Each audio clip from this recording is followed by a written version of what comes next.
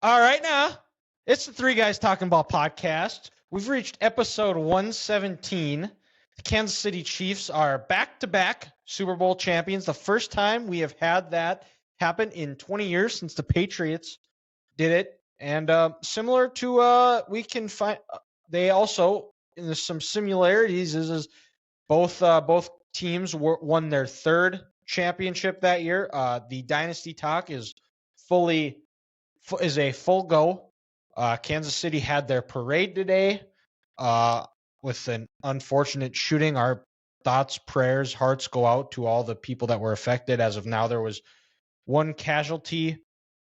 But we do also want to give our props to the civilians there that went, the brave men and women or whoever it was that went after the gunman and tackled him and brought him down and got him in custody. Hopefully that low life piece of shit spends the rest of his days in jail. And really kind of putting a somber mood on what was supposed to be an incredible day in Kansas City here. But the Chiefs, nonetheless, are Super Bowl champions in what was probably for about the first three quarters a very boring game. I thought as the way this game played out, it seemed very similar to the Patriots' second Super Bowl in Houston when they beat the Panthers, where it was very, very dull, not very exciting for the first three quarters, and then all of a sudden both teams came to life in the fourth quarter, and we got to see some back and forth, some big plays by both teams. It was a game. It felt like San Francisco was going to win. It just felt like they were in the lead, but they could never felt like they were able to separate. And that's one of those things that Pat Mahomes, he's not the GOAT yet. I'm gonna find it very tough for me to put him over Tom Brady. I might be biased, probably am, but you can't dispute the greatness that he is, because it doesn't matter the score, as long as that black cat is over there. There's still a chance. It's what popped in my mind was, going back to the Last Dance, is when Larry Bird was coaching the Pacers. And Reggie Miller hit that big shot in game 3 or 4, or whatever it was in Indianapolis. I think it was game 4. Yeah, that sounds right. And everybody, the crowd's excited, the players are excited, and all you see is a blank stare from Larry Bird because there's that black cat. And we got to see our second overtime game in Super Bowl history, and there's a lot of discussion around that. There is a lot of discussion of, did the 49ers lose this game or did the Chiefs win this game? We're gonna dissect everything going on here, but Ethan got a ring. He's not able to join us again because he would have been in the doghouse if he didn't go on a Valentine's date with his fiance. So we let him pass. We told him that because he's not married yet, it could still go pear-shaped. So if he doesn't go out to dinner with her, but we said once he's married, that excuse doesn't work anymore because Hannah is stuck with him. So, Ethan hopefully will be back with us next week, and finally get to hear his engagement story straight from the horse's mouth. It is Ash Wednesday. I did get my ash to mass. I just was a very hectic day at work, and I didn't quite have the I was hoping to shower after, but my eyes were drying out. Didn't eat anything all day. I was starting to get a headache. I was like, sorry, I can't. Grant saw it. He got a Snapchat, so it's documented that I did go to mass. But back to the Super Bowl, Grant. I got a ring. Ethan got a ring. You decided to join us this year and also get a ring. How does it feel? Oh my God! It's all I've thought about. Actually, sorry, Grant. I don't mean to. I want to take it back a little bit here. it's first or second and goal. There's about 8 or 9 seconds left in overtime. Take us through your mindset here as the clock was running down in overtime to Mecole Hardman crossing the goal line. Take us through the mind of Grant Castor. What was going on here? I'm sitting in my head screaming and talking to Ethan like, what are we doing? Look at all this time we're wasting. Is this Andy Reid in Philadelphia again? Like, has Andy lost his mind? Like, you're losing opportunities to win this game. It was first and goal, 30 seconds left. You should have at least three plays to get in the end zone and win this thing. What are we doing? And then the ball is snapped, and then everything kind of slowed down, Dylan. It slowed down. I saw Pat go out to the right, and I saw McCole was wide open. And as soon as he caught it, my hands went into the air, and then they kind of came down like this. And I looked around Ethan and Hannah's apartment, and I was just like, I think they just won the Super Bowl in overtime. And at one point, I think Ethan and I high-fived, and I had to do my best to be quiet because I didn't want to wake Boone up and scare the shit out of Ethan's dog. But I was just like, oh my God, it happened. They went back to back. Like they just made history. They won this game, and to your point, I was just like, this is truly a dynasty. Like, they are the team of the 20s in the NFL. We have a team in the 60s. We have a team of the 70s, the 80s. Your Cowboys were the team of the 90s, and the Patriots controlled the first 2 decades in this new century. But there's a new team that we'll talk about in the history books for the 20s, and I was just like, I don't really know just what happened. And then also, I felt so happy for Mecole Hardman because he goes, last year we knew going into the year, probably his last year in Kansas City, not only drafting Sky Moore, but in the way Kadarius Toney played at the end of last season. So, he signs a 1-year deal to go to the New York Jets. And then after he signs that deal, they trade for Rodgers, and they, for some reason, decide to sign Allen Lazard. And with Garrett Wilson, I was just like, the Jets, they don't know what they're doing. They're bringing in Rodgers people to make Rodgers happy. And Mecole never got a shot in New York.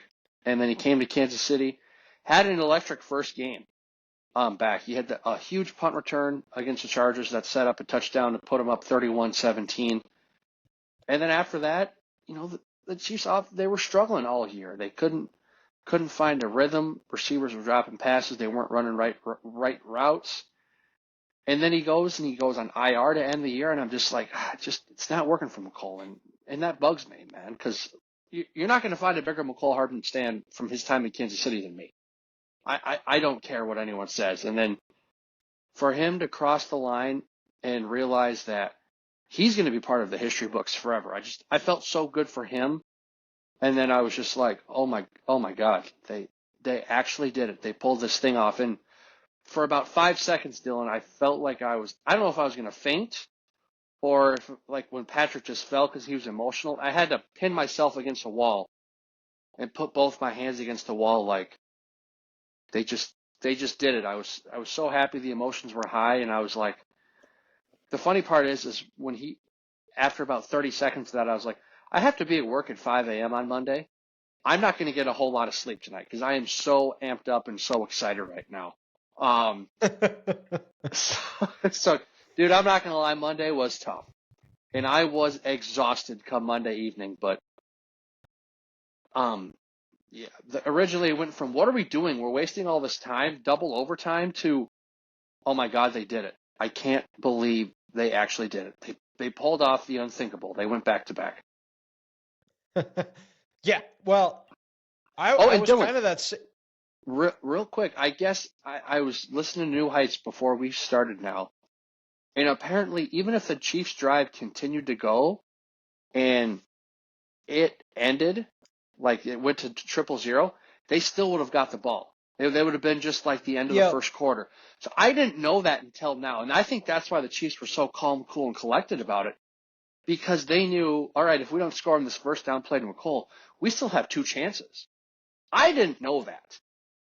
I thought oh my God, they're running out of time. So that's why Andy Reid makes all the money he does and why I sit at home, because they were just like, all right, whatever. This is technically the end of the first quarter.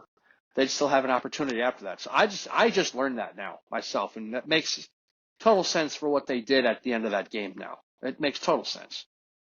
Yeah, well, and I was kind of confused by that too, because, well, one thing is when you go to a Super Bowl party, there's probably about 3 or 4 people that are invested into the game as much as guys like you and me are. So there's still a lot of chatter, and you're still trying to decipher what's going on with the game, with the situation. I knew each team got the ball, and I thought I remembered that, but I also thought I heard something like Romo say something like if they didn't get it off, the game would have been over if they didn't run a play or something, but that wasn't the case. No. But it also talks about all the preparation that Andy Reid did, and all the Kansas City players knew that what they knew exactly what was going to happen. They knew that if they got the ball, or if they won the toss, they were going to play defense and go out and then if San Francisco got a touchdown, they were going to go down, score, go for 2. And Dylan, I don't know did you hear at the coin toss Vinovich say, after Fred Warner goes, "We want the ball," he goes, "Are you sure?" Yes. Well, and that was the part I was getting into too, is the 49ers players didn't know. And incredible. Which, yes, you can blame that on coach. That's definitely 1,000% on coaching, that you're not knowing, because say San Francisco goes and scores and thinks they win the game, and they start throwing their helmets up in the air and dancing or getting an unsportsmanlike penalty where there's 3 or 4, and the Niners are kicking off from the their own 10-yard line, and the Chiefs just go down and score. And at that point, when you think you won the game, just like Miami in 2002 against Ohio State, you're not stopping anybody. No. And then to get back in that mindset too, that you go from thinking you just won the Super Bowl to we got to go and play again. To get that switch turned on in your mind, it doesn't matter. I mean, you can say that for college, but it doesn't matter what level of football you're playing on. You think you won the game, that's a switch, because you're just experiencing, and then you're coming down on all-time low. But and the other part like taking the ball is, and I was listening to the herd, and I can't take credit for this, but it's a tremendous point, is if you defer, especially against Pat Mahomes, you're giving him one less play, because if when they got the ball in overtime, they knew it's like, they gained 2 or 3 yards on first down. It's 1st and 7, 1st and 5. It's 1st and 7, yeah. So, and that's a guy that you don't want to give him the ball at all, because he's gonna go do down. And as soon as San Francisco kicked that field goal, I'm sure it's a little bit different for you, Grant, being a Kansas City fan, but we've seen this song and dance so many times with Pat Mahomes and the Chiefs. He's gonna go down. They're gonna score a touchdown. They're gonna win. As soon as San Francisco kicked that field goal, that's exactly what my thought process was their Chiefs are going down. Their Chiefs are getting the ball. They're going down, scoring. I was about 85% confident that was going to happen. The other 15% I had was, maybe San Francisco, they went back to what they were doing in some of the first half, or for some reason, some inexperienced player on the Chiefs was going to get tense. It was going to be a holding penalty, a drop pass. They were going to go back to how they were kind of in the first half of the season. But I think even just throughout this whole year, what this team has had to gone through to win and overcome what they had to overcome, you knew the moment was going to be too big for them after San Francisco kicked the field goal. And it helps when you have 15 calling the shots, and when Andy Reid, who figured out the San Francisco defense in the second half. He was thinking of what Steve Wilkes was thinking before Steve Wilkes was thinking it. And he just had the perfect play calls for everything, with that there in the second half. And it was the way the Chiefs played on offense, it felt a little bit more like the old style where it was just screw it, we're just going to go sling the ball around, because they tried in the first half to try and kind of stick with what got them there. The ball control, running the ball. Pacheco had those fumbles, and it seemed a little bit that is as if he had some nerves coming into this game, and I mean McCaffrey the same way. Having that fumble on the first drive after a good drive. And you talked about Andy Reid. And this probably the best. I think this is the best coaching job of Andy Reid's career. And just because for the most of the years, he had to put his pride aside, kind of put what his identity of what made him Andy Reid, as far as what being the guy that throws the ball all over the field, to be more of a ball control offense. Not putting themselves in harm's way to where, they're not taking risks that put the defense and putting the defense in bad spots, which also we cannot talk enough how incredible Spags was in this game, where we talked about how there's stuff that he saves for the playoffs that he will put in a look, and then just do a couple of little tweaks throughout that they practice in practice all season, but they don't show it until it's games like these where it's do or die games, which also incredible, because when you have all those types of gimmicks, all those type of plays and you're put in a tough spot in the regular season, man, people like you and I, Grant, we couldn't hold that back. We would have to let that out. And then all the time on the timely blitzes that he would send on third down, that it didn't matter. I don't know. San Francisco's third down offense was terrible. They were 3 of 12 on third down. I believe. And they didn't get many sacks, but they were constantly in his face, which made him uncomfortable. They were able to throw the ball before he wanted to, disrupt the timing of the routes with the receivers, and San Francisco had nothing. And which I guess if there's one thing that we could really nitpick with that is, on third down he's going to send 0 blitzes, and San Francisco did really nothing to ever kind of adjust to it at all. If I'm not mistaken, I think people have said that's the one critique they have of Shanahan in this offense, is when you play cover 0 and you bring the house, he doesn't adjust well to that. Like he wants to play on his own terms with that. And then also I think Kyle should be a little embarrassed in this aspect on that 3rd and 4, 3rd and 5 with, a minute 58 left in the game, when the Niners were on the left hash. When I saw they were on the short side there, and I can't remember who the wide receiver was McDuffie was covering, if it was Ayuk. I think it was Debo. But when I saw Debo lined up in the slot there and McDuffie was on the short side of the field, I knew who was coming. It was Ayuk. I knew who was coming. Spags was going to bring McDuffie off the corner because he's going to disguise it so well, where Trent Williams has to go act like he's getting a guy off the edge. And McDuffie's going to come scotch-free. Dylan, that pressure on Sunday was Trent McDuffie's 16th pressure this year, where he had nobody in front of him and he just had a free reign at the quarterback.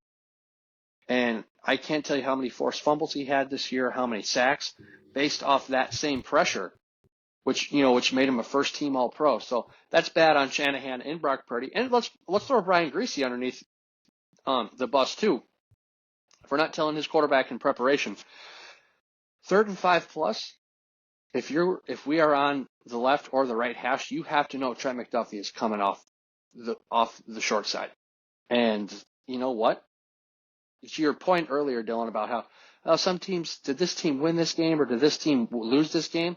I don't like that argument, because the Niners didn't make plays when they needed to, and the Chiefs did. Yeah, and there was a lot of criticism of Brock Purdy, and I thought for the most part Purdy played pretty well. Yeah. But for me is Christian McCaffrey had 22 rushes for 80 yards. And, when the 49ers made mistakes, the Chiefs capitalized off it. The two missed turnovers that the Chiefs had resulted in, I want to say it was 0 points. I don't think they gave up anything. They went 3 and out after both turnovers. And you look at that in a game like this, especially in the third quarter, where Kyle Shanahan forgot that him and his family is known for that wide zone running scheme, and they didn't use it. You go look at, if I grant, I'm going to say some names here. Yes. Either or, and you tell me who played the better game. Brandon Ayuk or Mecole Hardman? Well, Mecole Hardman. Okay. Rashee Rice or Debo? Oh, Rashee Rice. You see where I'm getting is 100%. Kansas City had far less weapons, but they played so much more higher than the level they did. And or you look at I would make the argument that. Well, dude, even Noah Gray. Noah Gray had a better game than George Kittle. George Kittle, where was 100%. George Kittle all game? How do Travis Kelce played like the Hall of Fame tight end that he was when they needed him most in the fourth quarter? Yep. So the weapons for Kansas City stepped up when they had to, and the San Francisco 49ers weapons were nowhere to be found. And back to my point about Christian McCaffrey is, in a game like this, the way this game was going, he needed to have 35 plus touches in this game.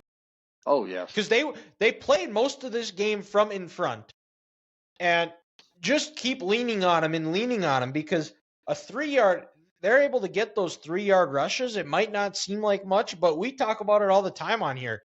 Those Especially 3 yards, yep, you just you boa constrict them. You just suck the life out of them, and you stick with it. Even Kansas City, we dog on Andy Reid, and this year it was a lot better for their inability to run the ball. But situationally, there is not a better team at running the football than the Kansas City Chiefs are. And even late in the game, Kansas City was the one that was breaking off those 5, 6, 7-yard runs. Mm-hmm. Yeah, and coming into the game, if you're a Chiefs fan, you sit back and you say Christian McCaffrey averages 3.5 yards per carry and doesn't crack 90 yards.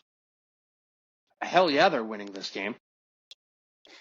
I mean, because he is the straw that stirs the drink. Let's not forget, before Christian McCaffrey was in San Francisco last year, I think they were they 3-4 or 3-3? They were 3-3 when he got traded there last year. His first game was against the Chiefs, where they were also up 10-0, and then they lost that game, 44-23. But and with how talented this roster is, and how good of a play caller Kyle Shanahan is, and how good this defense can be for San Francisco, number 23 is that team. And it's the Super Bowl. It's the last game of the year. I don't care that he's been a running back and he's had 350 plus touches this year. Get that boy the rock. There is no tomorrow. And with this roster, the way it's constructed, with how much money they have at the top end, and free agents here coming, Ayuk after this next year, Brock Purdy's coming up soon, Trent Williams is getting older in age, George Kittle is almost 30. I hate to say it, but McCaffrey, eventually he's going to go back to his old ways where he's going to be injured. Well, and McCaffrey's not that. He's a year younger than me, so he's 28. 27, but he's 28. But I mean, realistically, his body's probably closer to 37. Yeah, going exactly. back to and that's going the other back thing to his too, Stanford days. You really got to feel like San Francisco over these last 4 years. Go back to Super Bowl 54. They've blown an opportunity to maybe one, if not two, Super Bowls. And that's including the debacle that happened in L.A. when they were up 17-7. And that NFC title game, and Tart dropped that interception. Yep. And I think it also highlights just how difficult it is to win, to get to the mountaintop. Because, I mean, even, you look at like Mahomes, Brady, those guys are the outliers. You look at like some of the other all-time greats. John Elway didn't win a Super Bowl until his second to last year. It took Peyton 9 years to win a Super Bowl. It took Eli a little bit shorter, but still it took him 6 or 7 years. But it's tough. It is incredibly tough. Well, and then, Dylan, on that note, coming in before the game, this was Patrick's fourth Super Bowl before he turned 30. Broke a tie he had with Big Ben, Roethlisberger, because Big Ben had 4 Super Bowl starts before he turned 30. And he never got back. So I think one thing we got to remember right now is do not take these opportunities for granted. What Kansas City's doing, and for San Francisco's sake, as players, as fans, it's hard to get back to this game. Coming into the year, we all thought Philadelphia would be in the NFC title game. Me and Ethan were bragging about how good this roster was, and they're the greatest thing, and they found something last year. Well, either it was fool's gold, or you know what? Sometimes in this league, you have one good year. Like that Carolina team in 2015. You're telling me after seeing that, we thought they wouldn't even sniff an NFC title game again? You're crazy. So, your point exactly. It's hard to win in this league.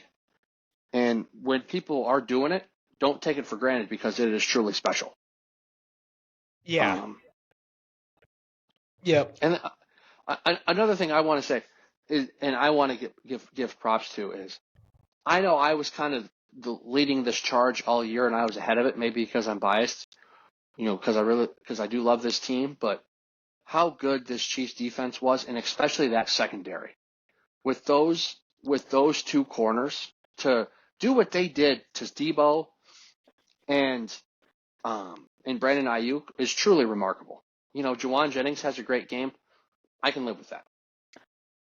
But what Debo did in Philadelphia this year and what Ayuk did to teams with being an all-pro, for the Chiefs defense to not let that happen and McDuffie to sit back and say, you know what? No, I'm pretty damn good myself. It's truly unbelievable. And they've done a great job with the secondary retooling over these last 4 years compared to what that secondary looked like against Cincinnati when Jamar Chase and T. Higgins ate them alive in 2022.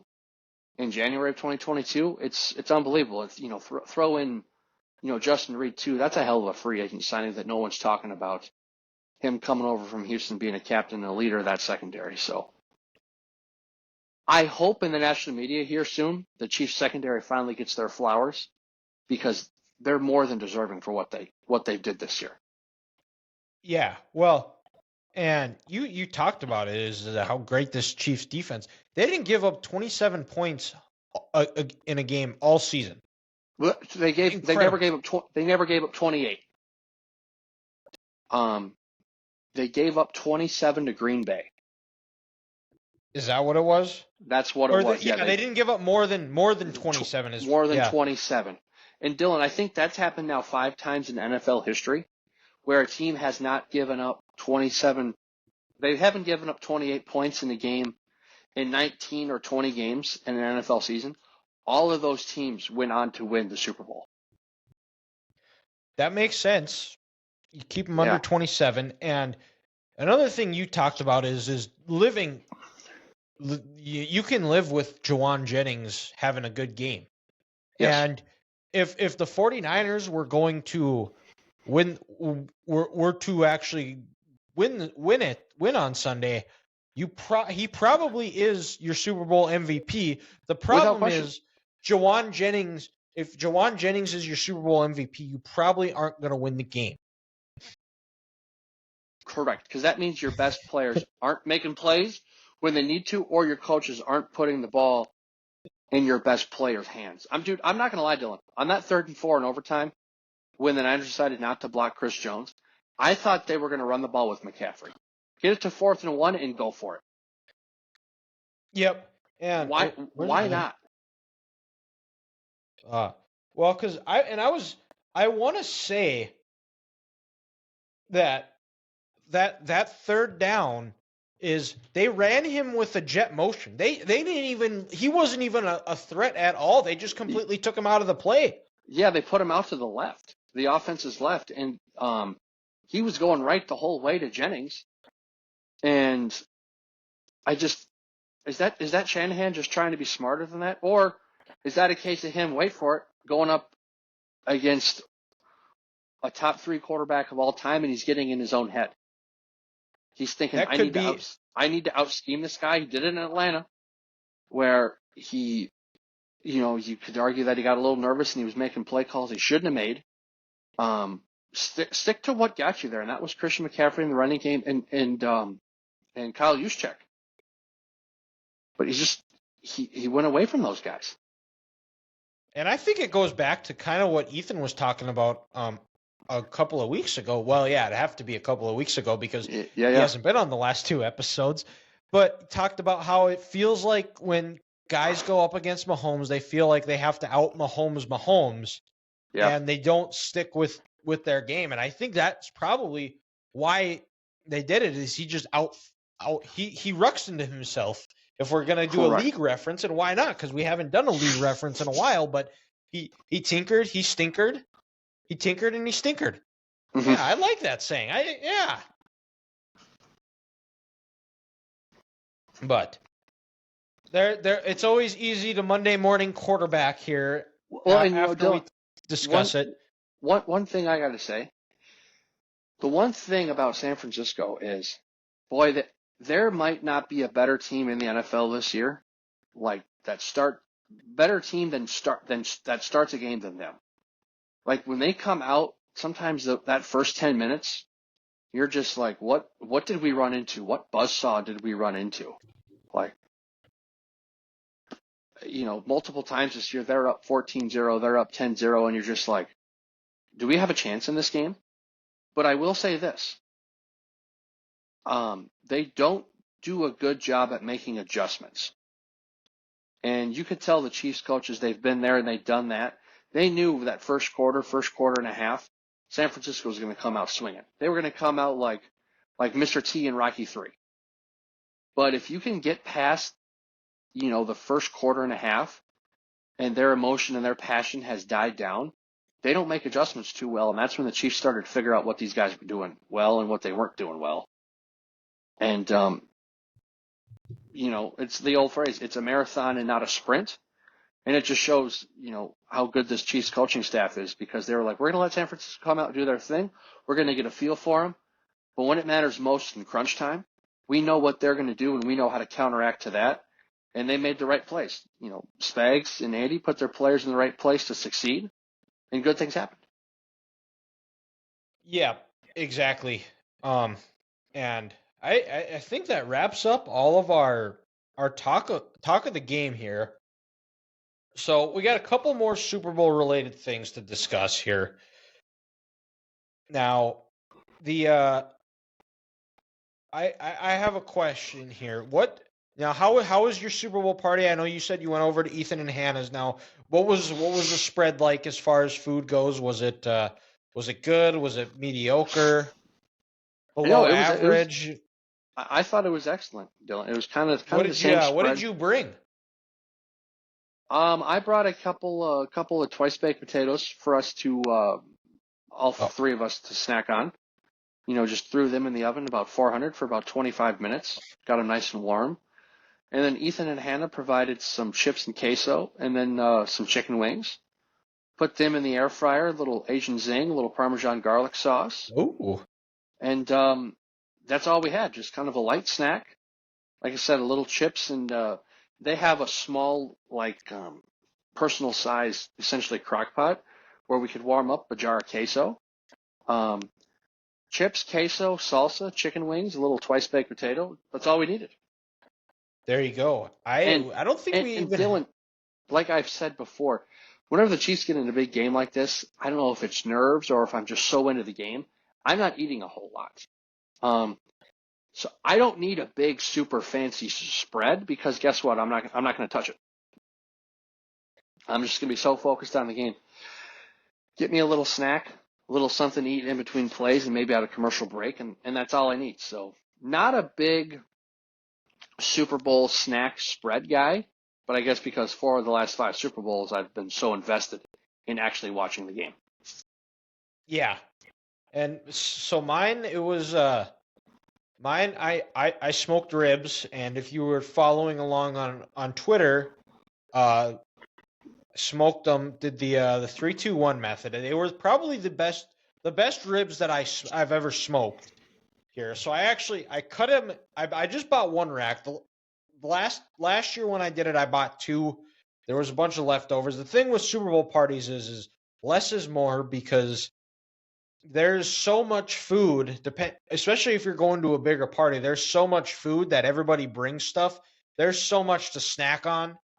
So I just went with 1 rack. I cut it in half. Like I said, we always got to support the homeboy, Zach Willis, Big Deck Barbecue. Did half of that with some OG barbecue sauce. And then the other one was it was Meat Church barbecue seasoning, gospel seasoning, and then I put the Heard of that brand before. It's very popular, very good, very good. I put them on some wings last night I had for supper, incredible. And then the other one I put on was KC butt sauce. I figured I had to get some type of Kansas City. I couldn't find Arthur Bryant's barbecue sauce, the Ted Lasso favorite, anywhere, and I'm for some reason I wasn't a huge fan of the Jack Stack barbecue sauce. It was just a little bit too vinegary for me, which is crazy because I liked Gates barbecue sauce, which is a very vinegar base. And I didn't have any Q39. I should have texted Clint and told him I'm stealing it, but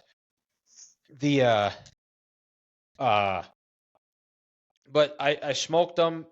And then I bought a Minnesota. I can't remember the name of it, but there's just a Minnesota barbecue sauce. I just saw it in the grocery aisle. Was it like an Outlaw? No, it was they do more dry rubs and seasoning. They're a Minnesota-based company. Ken Davis Barbecue. Okay. I don't know if you've ever heard of it, but it comes in like a big. It's not familiar for me. Okay. But it was okay.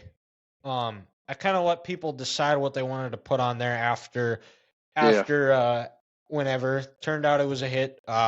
Made our host Ty and his girlfriend made some deep fried pickles, which turned out great.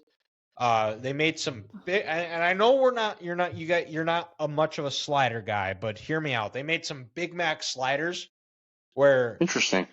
And I had like 4, so I basically had like a full-on Big Mac.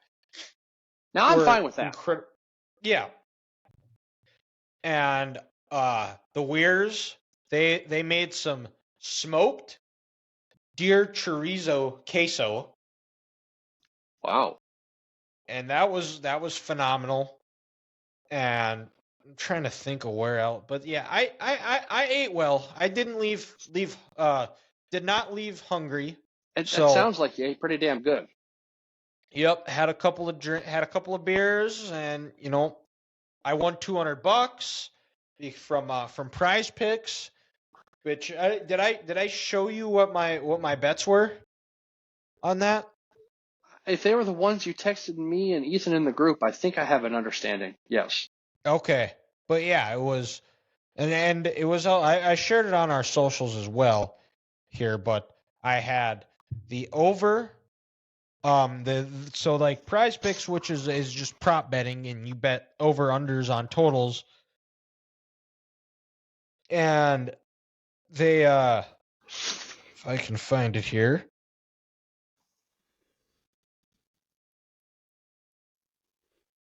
But it was over under Pat Mahomes half a pass yard. Check. I saw that on through the New Heights podcast. That Prize Picks had something going on with that. Yep. That was kind of like their way to get people to download the app and start playing. And then Makes sense. I had Travis Kelce over 7 receptions, which definitely had to sweat that one out. No and kidding. then Harrison Butker over 1.5 field goals made. Got that. That was money. And then the one that I really had to sweat out because it was very dependent on possessions was, and I was very thankful that the Chiefs scored to win it because then it was done. But because as it got closer in that in overtime, I was like, oh boy, just don't keep in front of you. Was Christian McCaffrey under 90.5 rush yards? Dylan, ballsy on you to take the under there. The way I felt the game was going to play out after talking with some of my resident Chiefs fans, which you, Clint, my boss, John, our head football coach for the Titans, all Chiefs fans, is they were all very cautiously optimistic. They felt good. Clint actually said that of all the Super Bowls that he's gotten to see now, this was the least one he was worried about, which is kind of funny because probably the one he had to sweat out the most. Oh, gosh, yeah. And I thought that Kansas City was going to be able to control this game for the most part. I thought they were going to be playing from a lead, so I thought the Niners were going to be throwing the ball a lot more. Turns out they just chose to throw the ball a lot more, and it worked out. There you go. A win is a win. So, $200 richer. We had some great food. What did you think of the halftime show? I enjoyed it. I liked it. For the trolls on the internet who didn't like it, let's not get it confused. It's not a halftime concert. It's a halftime show. And Usher put on a show. He's known for his awesome dance moves and his ability to move on stage and wow people, and he did that.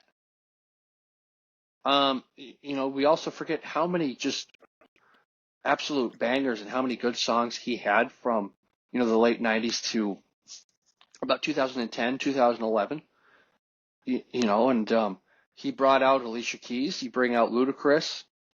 Lil Jon. Little John. It was a show. It was a performance. And, whoa, time out. How white are you? Little John? It's Lil Jon, not little. Lil Jon. I didn't even know I said that, son of a bitch. Jeez. You're not even 30 yet. We still got what? 6 days before you? 6 days? 6 okay. Days. Yeah. But yeah, I didn't think it was terrible. It wasn't the best Super Bowl halftime show I've ever watched. Yeah. But it also wasn't the best. You mean it wasn't the worst? It was somewhere in the middle. Or yeah. It wasn't the best, wasn't the worst. Somewhere in the middle. It was I think it was probably a horse apiece. I think Rihanna was a little bit better last year. I will say the one I think which was the best one we haven't seen and no one talks about it was Shakira and Jennifer Lopez in Miami. That was a very underrated one. Mm-hmm. That was a good one. The weekend that one was terrible. It was COVID. It was weird times. We're not gonna fully count that one as a Super Bowl. If Michigan didn't have a football season that year, then that halftime show didn't happen. Exactly. Right? Yeah. Well, I mean, Michigan had it. They didn't lose to Ohio State, so that is true. Hey Dylan, fun fact for you. You'll enjoy this. I just thought of this now. Since the last time Ohio State has beat Michigan in football, the Kansas City Chiefs have won 3 Super Bowls. Oh, you love to see it.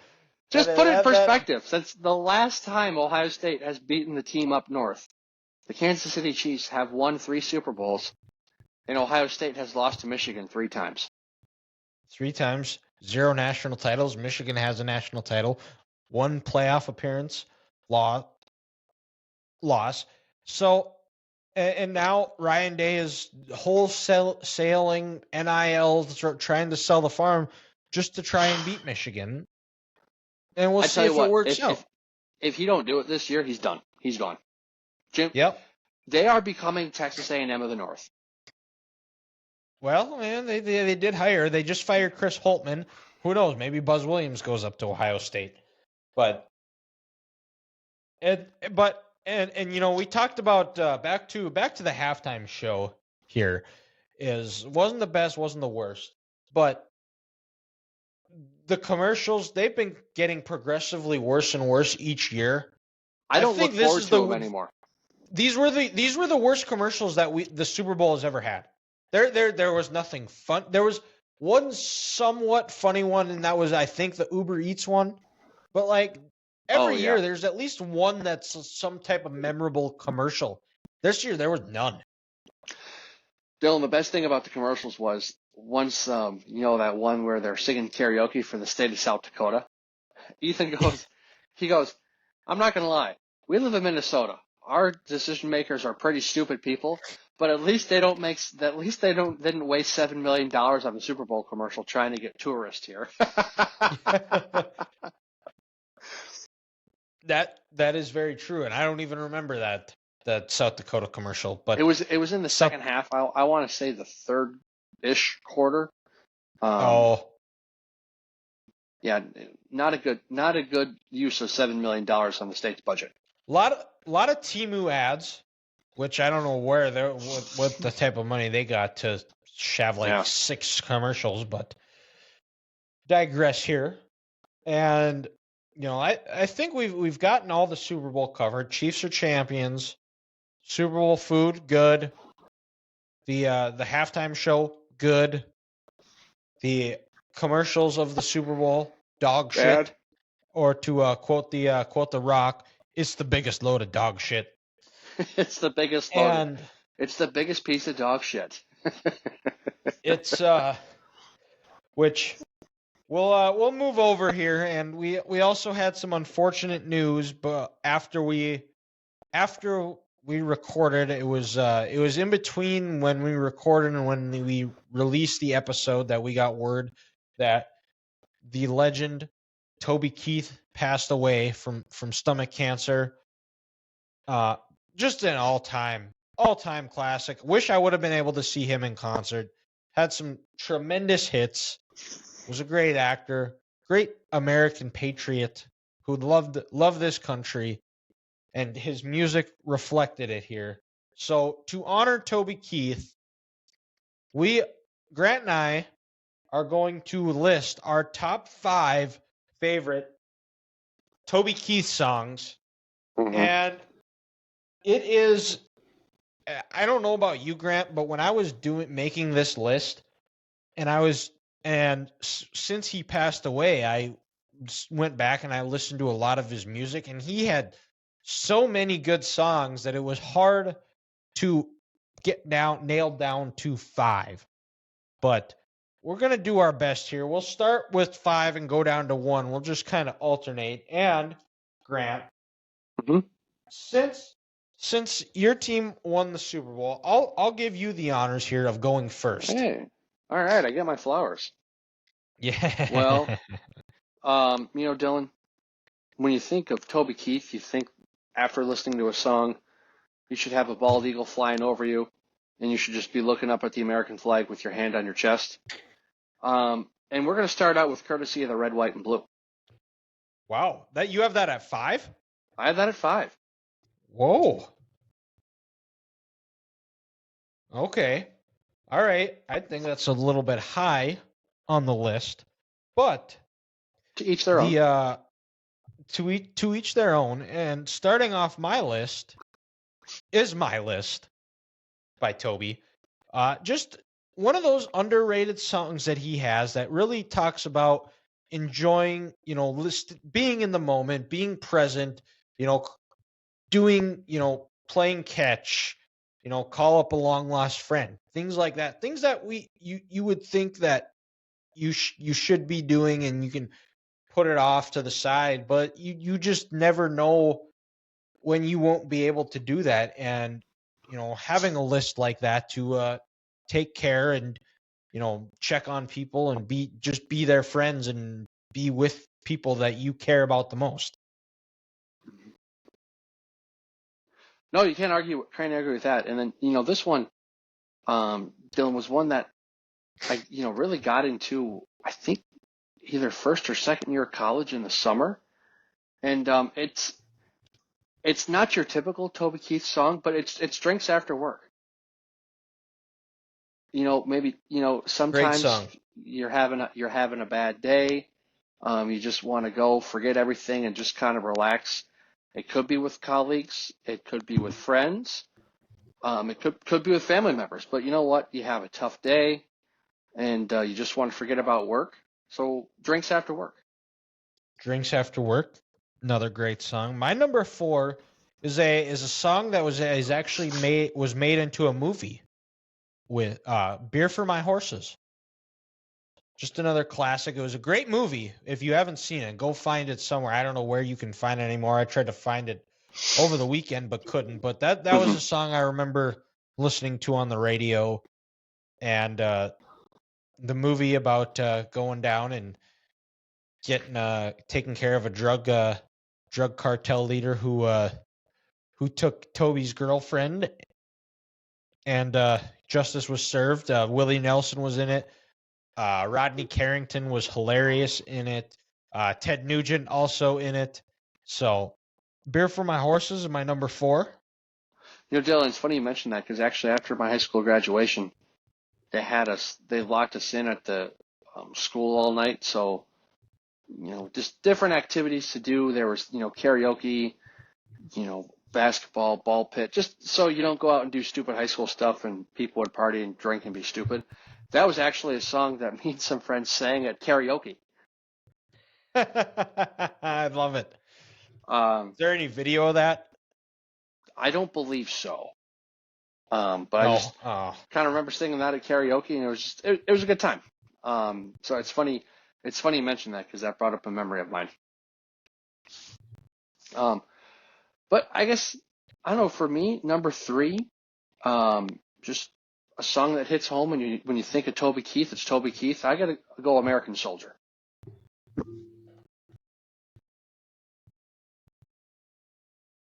Yep. There, That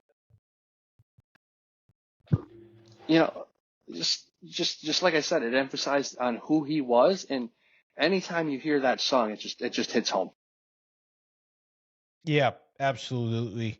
And I'll talk about it later because that one's a little bit farther down. My number 3 is one of his first hits. Maybe it was his first hit. Is Should Have Been a Cowboy, because I mean that's always a karaoke song. That's a song when you're with when you're having some drinks with your friends. You're sitting around a campfire. You're sitting in a shop having some shop beers, garage beers. That song comes on, it turns into a karaoke session, and you're all singing it. And next thing, that leads into another beer, and before you know it, you're dancing on tables. You're basically looking like Jason Kelsey. Hmm. It's a song that just gets the people going. Well, and for my number 2 song, let's just continue the party with "Should Have Been a Cowboy." Like you said right up there, I think for me, sure, it's not number 1 on my list, but just when I think of songs that of Toby that he wrote and sang that just can bring you up to a good time at any time, that's it. No matter what your mood is, when you hear this song, it automatically makes you feel better.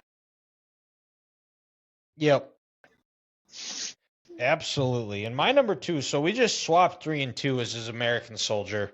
We talked Hmm. about how he was a patriot, great support for our military. I saw a TikTok of him singing this song at a concert where he brought a veteran's or a soldier's wife up on stage and gave her an American flag, and then to it was bringing a veteran home. He was she turned around, and her husband was returning home from Iraq or Afghanistan, wherever it was. Just a special song, really truly talking about what it is to be an American soldier, something that we're obviously not haven't been, but we have both tremendous respect for. My dad was a Marine. Um and about going through the tough times, about all the battles that our military face, and just keep going through it where it doesn't phase them, and or well I shouldn't say it doesn't phase them, but they can act as if, but that, and they're not. They need to be. They deserve our utmost respect. Oh, for sure, without a doubt. And my number one on my list here, Dylan, is because of all the Toby Keiths I've listened to. This is number one on my Spotify that I've listened to the most, and it's made my playlist, and it's made in America. Just talking about being a patriot. You'll spend a little more money in the store for something that says it was made in the United States. You treat every day as Independence Day. Someone who is truly proud to live in the greatest country in the world, and that's why I think it's Toby Keith's number one song. Won't buy nothing that he can't fix with a WD-40 and a Craftsman wrench. Yep. Yeah, that one was close. That one that definitely is an honorable mention. Made in America, American Ride. I mean, we could keep naming songs for days. The another one would be Stays in Mexico, which good song. Some terrible morals, but you know what? It's just a music video. I love Correct. this bar. As good as I once was. I mean, we're just gonna keep going. But my number one, it has to be courtesy of the Red, White, and Blue. I mean, every 4th of July, that is what I set my alarm to. Is that song? If I could get an eagle to caw before, I think it would be perfect. But and also because Toby Keith, at some point down the line, and it was when I was probably 21 or 22, I tweeted about how great of a song it was, and Toby Keith actually retweeted it. So that was pretty cool. That's why Grant said that was his number 5. Courtesy of the Red, White, and Blue is my number 1. You can't go wrong. Can't go wrong with any songs we just mentioned here.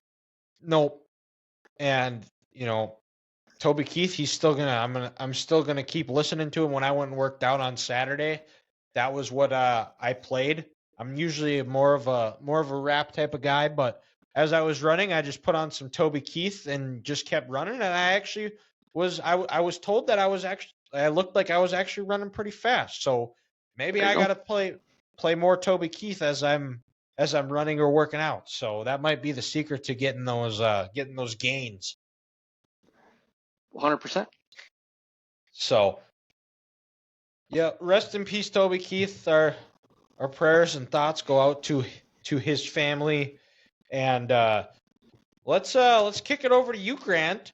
I guess this is just the episode of Grant. Let's kick it over to you for Curveball of the Week.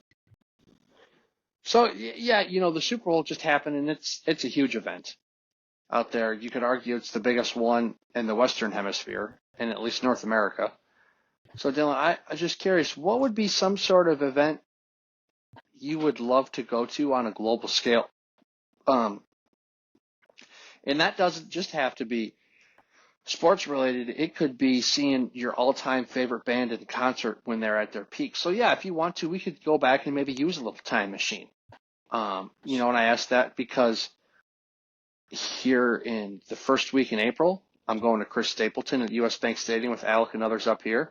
And then in June, you're coming to town. We're going to see Morgan Wallen and company again.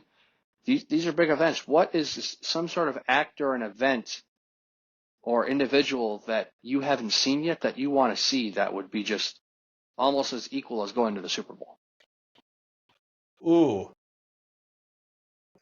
As far as a concert goes, or can it be a game, or? It could be a concert. It could be a game. It could be an award show. It could be anything you want it to be. Ooh. Man. For humor purposes, going to the Academy Awards to watch Will Smith smack the shit out of Chris Rock, I think that would have been a pretty funny, been awesome, pretty entertaining moment. Or yes. Oh man, let's see here. The if we're going concerts and we're going historical, I mean maybe Queen at Live Aid. I mean I don't think that's a bad one. Yeah. But for me, and this is pretty recent here, well, Michigan versus Ohio State the last 3 years. Would have loved to be in person for those. Mm-hmm. And then, and this one's probably the freshest, would have been Michigan beating Alabama in the Rose Bowl, just because of the way that game played out. Yeah. The Rose Bowl is something that is always, it's for any college football fans like us, our, all-time bucket list place to go, especially when your favorite team is playing in it. And just the way that game played out, where Michigan scores late to tie it, and then they score in overtime, and then they get to stop at the 3 to end it. And I'm sure all of you guys have seen my reaction to Michigan winning the Rose Bowl and going to Houston. So, and then instead of jumping around by myself in my house, would have been surrounded by 90,000 Michigan fans, or 45,000, give or take. Numbers not important. Hugging and jumping, all taking in that moment all at once. I'm gonna stick to a sporting event here for mine, Dylan, but it's not the game itself. Because when I say that, I mentioned I'm going to Stapleton here in early April. Well, he did the national anthem last year, and he knocked it out of the ballpark. Sirianni was crying. Chris Jones was crying. I'm pretty sure I was crying at home. And then it got me thinking of some of the best national anthems out there. And to go back in time and go to Tampa Bay and listen to Whitney Houston perform hers. Good choice. For that minute and a half to 2 minutes after we just kicked off Desert Storm, when Iraq tried to invade Kuwait, and we just kind of said, no, this can't happen. You can't attack this nation. How it just at that point in time, the nation, I'm guessing, felt like it was as one, and to just hear her powerful voice, with a flyover, and just what that game means, would have been something I can't even describe. I kind of feel like I'm getting emotional right now thinking about it. But being able to hear that national anthem live, being in the stadium before that game, would be something just truly unbelievable. Oh, absolutely. People still talk about that. That is the greatest national anthem in the Super Bowl history. Probably, It definitely. It still is. I don't think there's any question about it. With everybody waving their American flags, you see it on the videos of people in the stands crying for how beautiful it was. So that is a great choice, Grant. Great way to end the show. But you got something? I was going to say another national anthem that was great. Actually, Alex Dad told me about this. It was Aretha Franklin's in Detroit before the Steelers and Seahawks. Okay. I'd have to go back and re-listen to that, but it's Aretha Franklin. I mean, come on now. Exactly. And back to it is another one. Maybe one of the Woodstocks. Watching it from afar, I don't know if you've ever seen the documentary on Netflix about Woodstock '99, where they got some heavy rock bands, and like it was, it was absolutely insane. Yeah, like how they ran out of food, they overcharged everybody, people just left. Like there were people they thought it rained, so they thought it was mud, but it was actually just tipped over porta potty. It was like a whole list of things. And so those, but I think we got it here. That's all I got. Wraps up. We're gonna, now that football is over, we got to start coming up with some ideas of things that we could talk about here on a weekly basis. We still got a little bit of time before March Madness kicks off, but it's So if you have any ideas, send them our way, and we'll debate and discuss what if it's something that piques our interest. But in the meantime, thank you guys for listening. Like, rate, share, review. Send us a review on iTunes. It might get read here on the podcast itself. And we will talk to you next week.